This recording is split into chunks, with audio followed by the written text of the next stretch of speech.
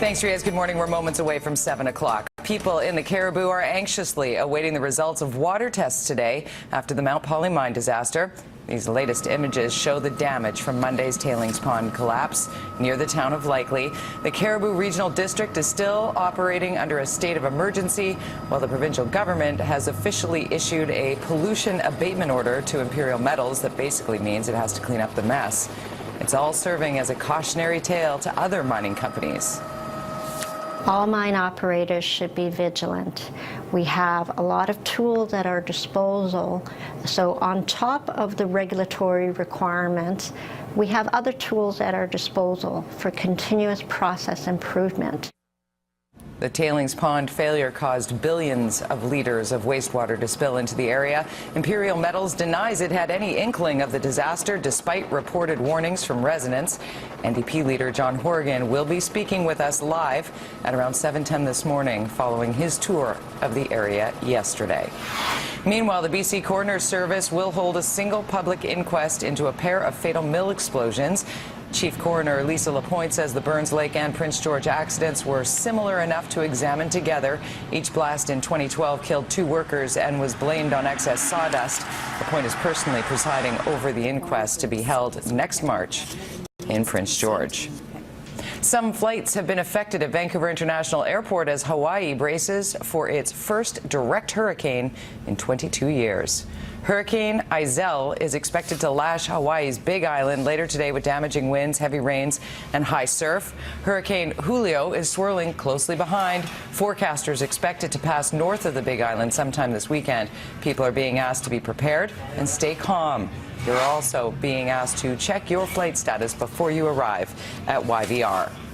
Vancouver police are investigating after reports of gunshots in the city's east side late last night. It happened at a home on East 22nd Avenue near Caslow Street. Police have not yet confirmed it, but it's believed gunshots were fired into a home in the area. There's a large police presence on scene that has since been cleared overnight. Still no word if anyone was injured. Vancouver police are also still searching for men responsible for a violent robbery. 2 masked men burst into a pharmacy at Oak and West 42nd Avenue at around 10 o'clock yesterday morning. They left with money and drugs and then hopped in a getaway car being driven by a third man. That vehicle was dumped nearby, and the robbers got into a Jeep Cherokee. It was spotted at Oak and 67th, where a police officer fired a single gunshot at the Jeep. Anytime we have a call like this, there's a concern that the suspects are armed. Anytime you have a robbery, especially something like a pharmacy robbery, you're usually dealing with individuals that are that have a criminal history, and usually dealing with individuals that are desperate. No one was injured, and the robbers got away, abandoning the Jeep near 63rd Avenue in Manitoba before stealing another vehicle. Police are hoping video recorded on a dash cam by a civilian driver may help identify the suspects. Earlier in the day, another pharmacy was hit on the Vancouver's east side. At Champlain Square, masked men crashed a car through the glass doors just after 3 o'clock in the morning. The would-be thieves tried to get into the store's safe but were unsuccessful. We do have cameras, we have safes. We don't keep a lot of cash on hand. We have the bank next door, so, it's pretty brazen for someone to just steal a vehicle and crash it into a store just to get access. At this point, police have not confirmed the 2 separate pharmacy incidents are linked. Get there early or risk missing out on precious beach time around the Lower Mainland. This warning comes from Metro Vancouver, as some people have actually been turned away from popular swimming holes recently. Greg Harper joins us live from Belcara with more. Greg?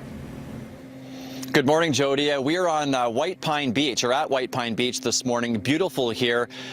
You can see all the empty sand behind me. It won't look like this a few hours from now. Trust me, this is a very popular destination this summer. It's so popular that already this year, park officials have closed the gates 9 times, and they've done this during the day. On BC Day, for example, they closed the gates at 10:30 in the morning, didn't reopen until 4 p.m. Packed beaches, that has been the theme this year throughout Metro Vancouver, as we've had lots of sunny weather. At Kitts Beach, beachgoers don't have to worry about gates being closed, but that doesn't mean you'll find a place to park your car. Parking lots being full, very common not only in Kitts, but at Centennial Beach, in Tawasin, at White Rock as well. Here at White Pine Beach, they have 380 spots that are filling up within hours. If you are planning to come to White Pine Beach, a lot will be today once again, as we have nothing but sun behind me. Do it early. Chances are if you don't, the gates will close at some point in the day, and if they do and you still insist on coming to the sand here, it's a 1 kilometer walk to do that. Jody?